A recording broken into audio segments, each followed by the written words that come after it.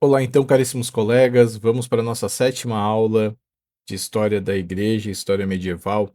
Lembrando que isso é uma resenha, não substitui a aula do professor nem a leitura da apostila. E nós vamos entender aí de uma maneira mais simples e direta uma fase muito difícil da história da Igreja na Idade Média. Nessa resenha mostra que no começo do século XIV muita coisa estava mudando no mundo ocidental. Mudava as artes, a política, a cultura, também a forma de viver a fé.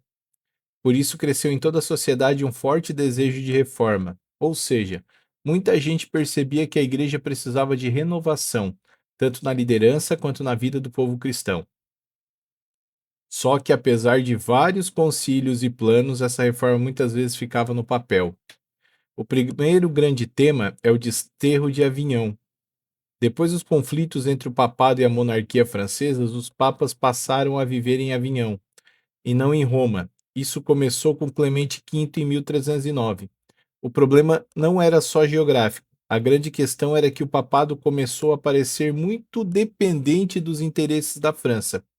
Assim, a autoridade espiritual do Papa foi ficando enfraquecida aos olhos de muitos cristãos. Nesse período, um caso marcante foi a supressão dos Templários.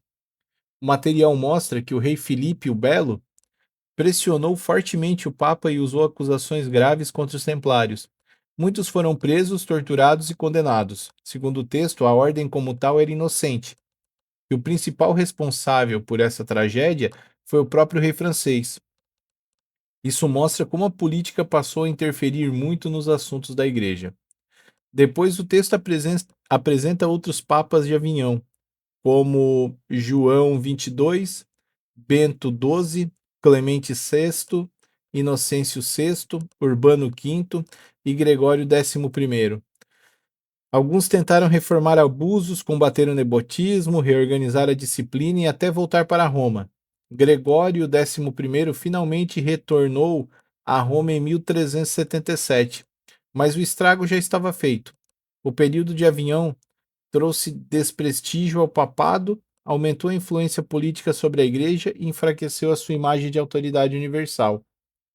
Segundo, o segundo grande tema fala sobre o cisma do Ocidente. Depois da morte de Gregório XI em 1378, houve uma eleição muito conturbada.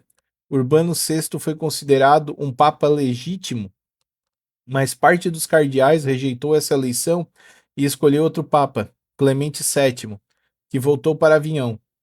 A partir daí, a cristandade ficou dividida. Alguns reinos apoiavam Roma, outros apoiavam Avignon.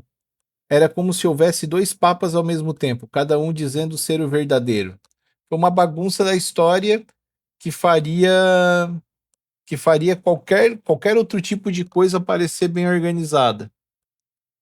Foi um problema, praticamente um problema que quase causou uma ruptura muito maior que a ruptura que nós temos hoje com o protestantismo. E esse cisma durou quase 40 anos e causou muita confusão entre os fiéis. Até pessoas santas se dividiram, sem saber com clareza quem era o verdadeiro Papa. Nesse ambiente de crise, cresceram críticas ao papado, apareceram teorias que defendiam a superioridade do concílio sobre o Papa, e nomes como o de João Wycliffe, que começaram a antecipar ideias que mais tarde influenciariam a reforma protestante. A tentativa de resolver a crise no Concílio de Pisa, em 1409, acabou piorando tudo, porque surgiu ainda um terceiro pretendente. Só no Concílio de Constança, entre 1414 e 1418, a situação começou a ser resolvida de verdade, com Gregório XII. Renunciou os antipapas e foram afastados, e em 1417 foi eleito Martinho V. Com isso, a unidade da igreja foi restaurada. O terceiro grande tema que a apostila fala são as cruzadas. O material ele pede muito cuidado ao analisar esse assunto. Ele lembra que não dá para julgar o passado apenas com a cabeça de hoje. Na Idade Média, a peregrinação aos lugares santos vinha um valor espiritual enorme. Jerusalém era vista como centro da fé cristã e os relatos de perseguições e dificuldades enfrentadas pelos cristãos no Oriente mexiam profundamente com o povo europeu.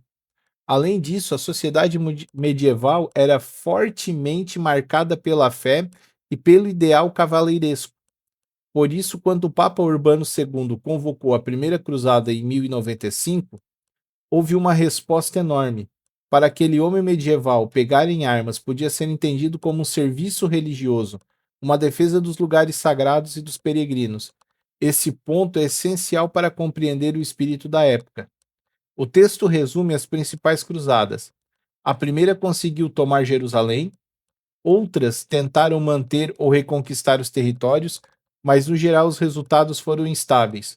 Houve fracassos, mortes, conflitos internos, interesses políticos e até episódios dramáticos, como a Cruzada das Crianças.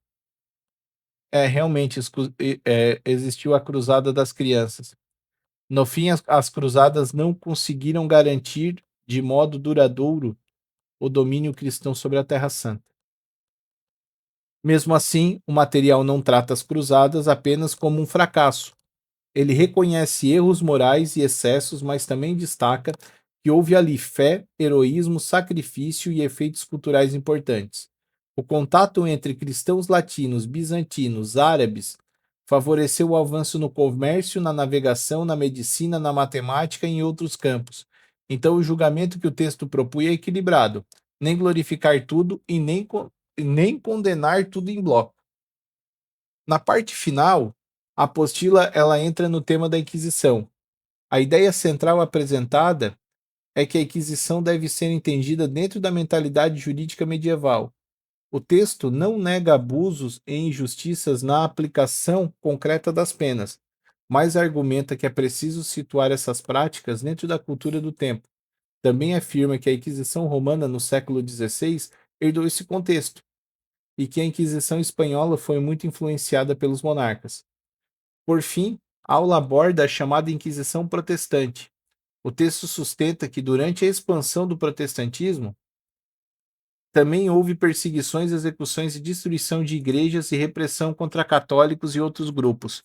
São citados casos ligados a Calvino, Henrique VIII, Isabel Tudor e perseguições em vários países europeus. O objetivo da apostila é mostrar que a violência religiosa não foi exclusividade de um lado só, mas refletia também a mentalidade dura daquela época.